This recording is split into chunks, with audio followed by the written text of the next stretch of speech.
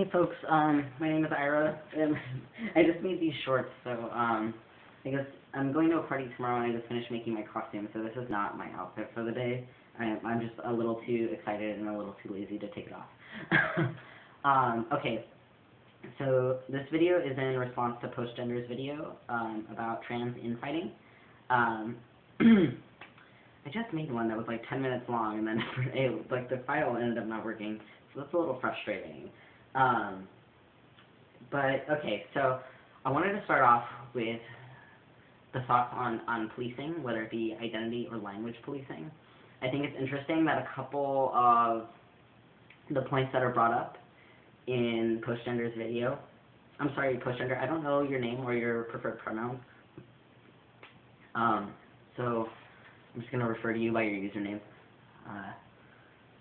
But yeah, I think it's interesting that some of these points are brought up in terms of policing. There's a lot of talk of identity policing, a lot of talk of language policing, but there is not a single mention of tone policing, which I find interesting because that's what the video is somewhat advocating for in a way. I don't think Postgender would particularly say, hey, I'm totally in favor of tone policing, but that's how the video comes across as as myself as an audience member.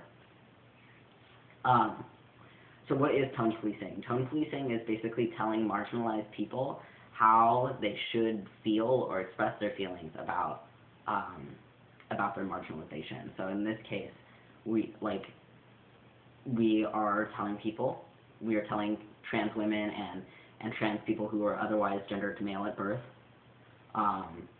that they should not be angry about the appropriation of their struggles, about the appropriation of the slurs used against them. And that's not right. I wish I could articulate a little bit more about that, but I just find it incredibly ironic that the term identity policing is being misused while tone policing is absent in the conversation, in the dialogue. So what is identity policing? And so the really vague definition of identity policing is telling someone how they can or cannot identify. In terms of RuPaul appropriating, or rather tone policing trans women and telling them that they shouldn't feel upset about the appropriation of the T word. In terms of that, and in terms of Lucas Silveira appropriating the struggles of trans women by reclaiming the T word for himself, when Lucas was called out, and my particular understanding, and I first read about it in Billerico. I don't even know if I'm saying that right, but I first read about it in Billerico in an article written, from my understanding, by a trans woman. Wait, no, I lied. That's how I found it out. That's how I found out about the RuPaul thing. I saw about the issue with Lucas Silveira on a screen cap from Twitter that was posted on Tumblr later on.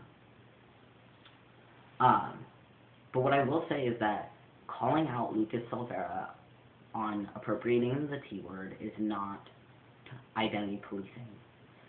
There's a difference between saying, hey, these are the repercussions of your actions, and hey, you can't do that.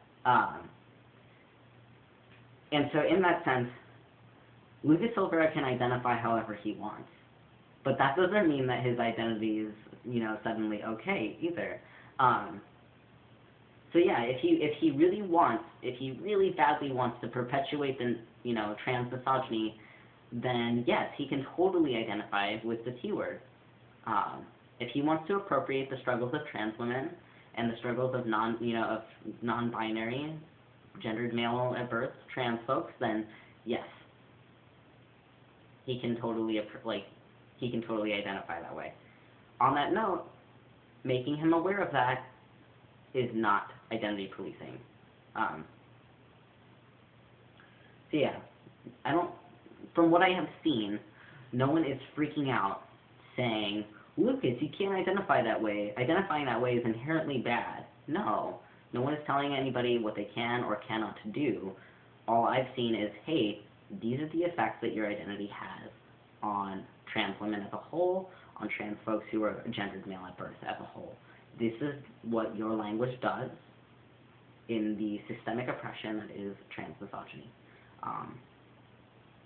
Knowing that, knowing that as an ally to trans people who are gendered male at birth, you shouldn't want, or rather, like, this is just my take.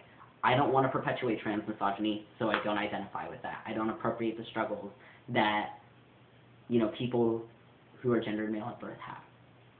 I don't appropriate the slurs used against them. And I think it's weird and somewhat eerie that trans men and trans people who are gendered female at birth are kind of like fighting to have their own slur. But yeah, and that was a good point that Stephen Ira also brought up in his article in Original Plumbing about that. But so yeah, there was something else I wanted to say, but I forgot. Oh, well, I do disagree with a lot of the things that Postgender talks about in their video, because basically I feel like it mitigates what's really happening here. And basically, it's basically a video kind of saying like, let's just relax and why can't we all get along, and it puts a lot of the blame on the people who are being marginalized by what's happening, when really that's not what's happening at all. The reason why the trans community oftentimes can't, you know, function cohesively is not because trans women speak up about their marginalization. That's not why. The reason is because we, you know, adhere to a lot of really normative scripts,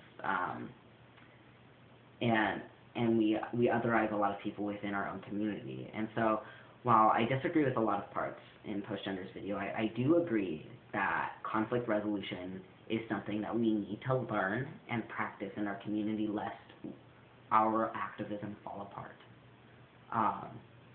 If every activist group that had ever fallen apart because of not being able to resolve conflict, you know, were still around, I think the world would be a really different place today. And so on that note, I think what should happen is that we should ask trans women what they want when they speak up about their marginalization, or when they are in conflict with us. And then, especially if we are at fault, in this case I think Lucas Silveira intensely is, then we should listen. Like, is it really that difficult to listen to somebody when they're upset? Regardless of, you know, the situation, regardless of whether or not it has to do with marginalization and oppression, like, why is it so difficult to simply listen? But yeah, so yeah, my point is that we should ask people who are subject to transmisogyny what they would like in this situation. And my guess, and I could be wrong, so please correct me if I am, my guess is that they probably want people who appropriate the T word to simply educate themselves on transmisogyny and cissexism and not do it anymore. Is it like, is a word that you don't have the same history with, that you don't have the same struggles with, really that important to you, that you are willing to further the notion that trans women are inferior, that, you know, that they're secretly men, because really what does the T word boil down to? It's, you know, insulting someone for failed femininity, for failed womanhood. And so yeah, those are my thoughts on it. They're a little rambly, but I hope they're bearable. I'd like to hear your thoughts on it too, you being general you, and Postgender, if you want to respond, that'd be cool too. But yeah, I will talk to you all later. Okay, bye.